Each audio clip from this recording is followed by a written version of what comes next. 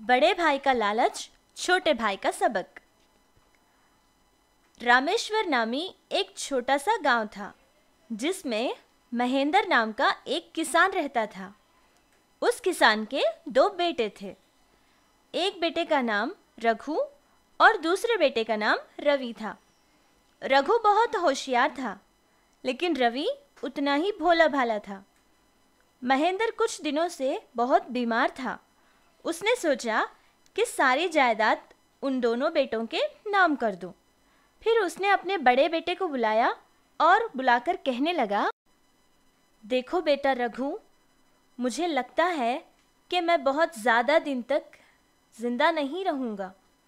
मैंने अपनी पूरी ज़िंदगी की जो कमाई है वो ये घर और 1 एकड़ ज़मीन और वो आम का पेड़ और एक गाय है। तुम बहुत होशियार हो, लेकिन तुम्हारा छोटा भाई बहुत ही भोला है। बेटा, तुम उसको कहीं जाने मत देना। हमेशा उसे अपने पास ही रखना और उसका ध्यान रखना। ये सारी दौलत आपस में दोनों मिलकर बांट लेना। ये कहकर महेंद्र रवि को अपने बड़े भाई को सौंप देता है। कुछ दिन गुजरने के बाद महेंद्र बीमारी की वजह से मर जाता है। रघु उतना अच्छा इंसान भी नहीं था जितना महेंद्र समझता था। रघु ने सोचा कि उसका छोटा भाई रवि बहुत ही भोला है, वो कुछ भी कर लेगा और उसे कुछ पता नहीं चलेगा। देखो रवि, पापा ने हमें जो जायदाद दी है, ये घर और हमारा खेत ही है। मैं ये घर ले लूँगा और तुम्हारे लिए खेत के पास ही में एक घर बनाऊंगा। वैसे भी इस पुराने घर में तुम नहीं रह पाओगे। खेत भी हम दोनों आधा आधा बांट लेंगे। पानी की तरफ का हिस्सा मैं ले लूँगा और इधर वाला तुम ले लेना। हमारी जो गाय है उसका अगला भाग तुम ले लेना और पीछे वाला भाग मैं ले लूँगा। अब बचा हमारा आम का पेड़, उसका नीचे वाला भाग तुम ले लो और ऊपर वाला भाग मैं ले लूँगा।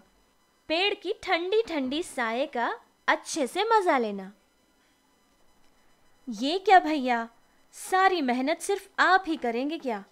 आप कितने अच्छे हो भैया।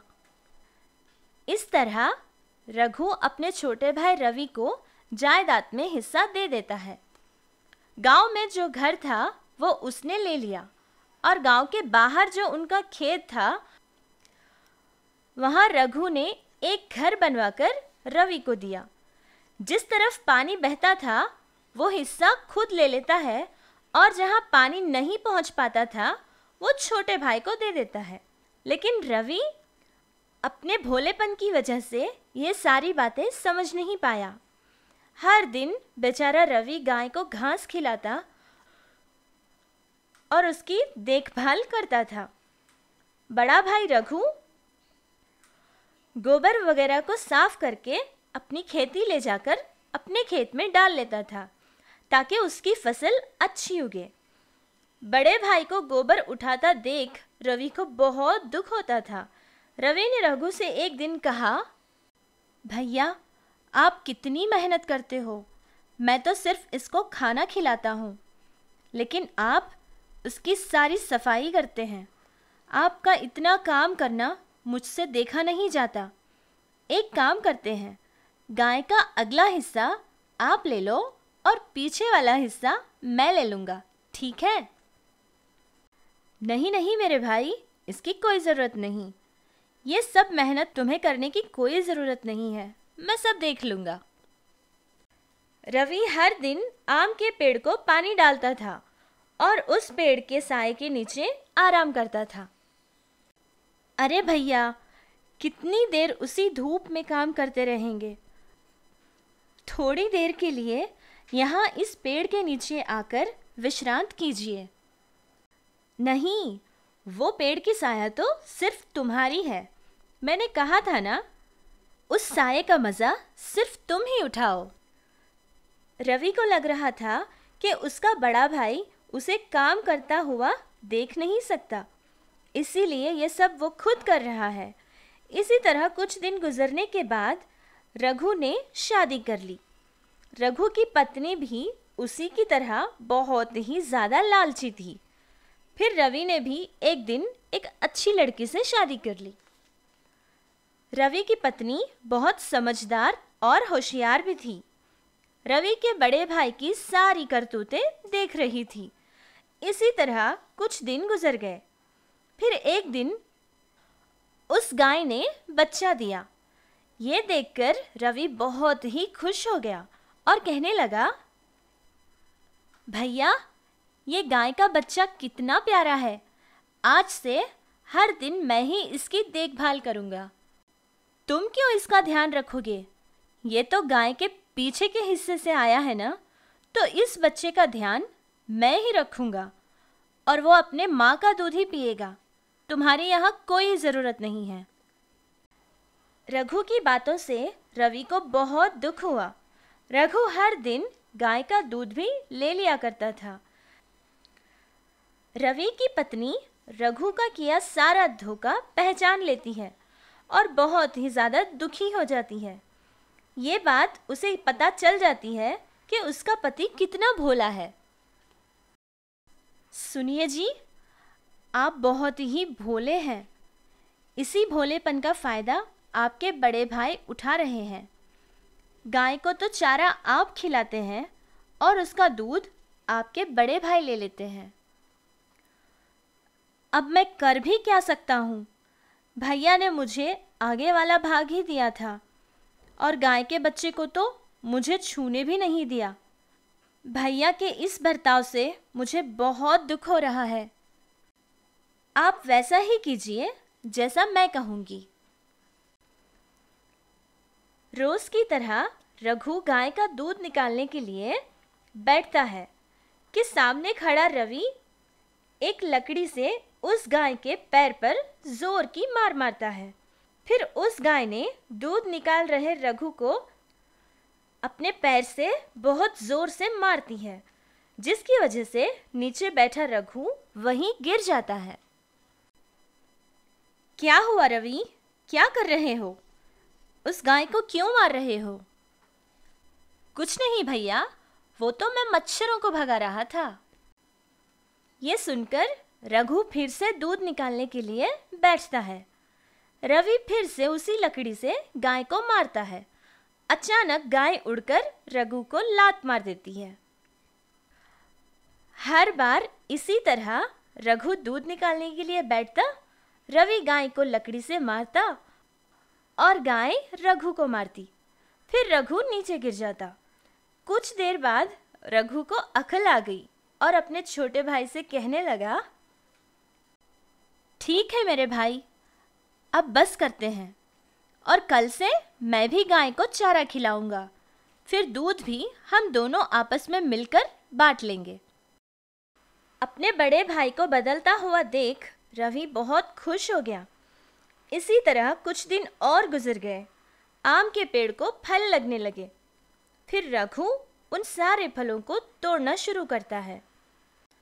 भैया, मुझे भी थोड़े आम दो ना। ऐसा कैसे हो सकता है? पेड़ की साया मैंने कभी नहीं ली, तो ये आम तुम्हें मैं कैसे दूंगा? अगर तुम्हें आम खाने ही है तो जो आम नीचे गिरेंगे वो खा लेना। आप मुझे इतना मौका देते ही कहाँ हो भैया? पहले ही सारे आम तोड़ लेते हो तो मैं कैसे खाऊंगा? बड़े भाई रघु का बर्ताव रवि और उसकी पत्नी को बहुत ही बुरा लगता था। आप बिल्कुल दुखी मत होना, जैसा मैं कहूँगी बिल्कुल वैसा ही कीजिए। दूसरे दिन सुबह को रोज की तरह रघु पेड़ पर चढ़कर आम तोड़ने लगा। रवि ने सारे पेड़ पर कुछ लगाकर वहां से चला गया। फिर जब रघु पेड़ से नीचे उतरने लगा तो वो फिसलकर नीचे गिर गया, क्योंकि जो चीज़ रवि ने पेड़ पर लगाई थी वो बहुत ही चिपचिपी थी, जिसकी वजह से रवि नीचे गिर गया था। ये क्या था रवि? तुमने पेड़ पर क्या लगाया था? वो तो एक तंत्र की हुई चीज़ है। उसको हर दिन पेड़ पर लगाने से बहुत ज़्यादा आम उगेंगे। ऐसा मुझसे एक स्वामी जी ने कहा था भैया। अच्छा, ठीक है। फिर दूसरे दिन रघु ने एक सीढ़ी की मदद से पेड़ पर चढ़कर आम तोड़ने लगा। ये देखकर रवि और उसकी पत्नी ने मिलकर एक नई तरकीब निकाली। रोज की तरह रघु आम तोड़ने शुरू किए। रवि 2 नौकरों को लेकर वहां पहुंचता है और उन दोनों आदमियों से कहता है कि वो उस पेड़ को काट दे। ये क्या है रवि? ये सारा सामान और ये चाकू किस लिए? यहाँ इसका क्या काम है? कुछ नहीं भैया, स्वामी जी ने मुझे कुछ बीज दिए हैं। इस पेड़ की जगह ही में उन बीजों को गाड़ना है, इसीलिए इस पेड़ को काटना ज़रूरी है। ऐसा अगर हम करेंगे तो इस पेड़ की जड़ों में भी आम निकलेंगे। ऐसा मुझसे स्वामी जी ने ही कहा है। नहीं नहीं, रुको, ऐसा मत करो। अगर तुम्हें भी आम चाहिए तो तुम भी ले लो। इस तरह दोनों भाई मिलकर सारे आम आपस में बांट लिया करते थे। रवि के भोलेपन की वजह से उसका बड़ा भाई उसका बहुत ही गलत फायदा उठा लिया था, लेकिन रवि की पत्नी की होशियारी और समझदारी से उसे और ज़्यादा धोखा ना दे सका। अपने छोटे भाई को धोखा देकर अपने आप में ही बहुत शर्मिंदा हुआ था। फिर उसने अपनी गलती का एहसास कर लिया और अपने छोटे भाई से माफ़ी भी मांग ली। तो ये कहानी आपको अच्छी लगी ना बच्चों? धोखा देने वाले लोग मीठी मीठी बातें ज़रूर बनाते हैं, लेकिन हमें चाहिए कि उनकी बातों पर अंधा विश्वास न करें। हमें चाहिए कि होशियारी से उनको सबक सिखाएं।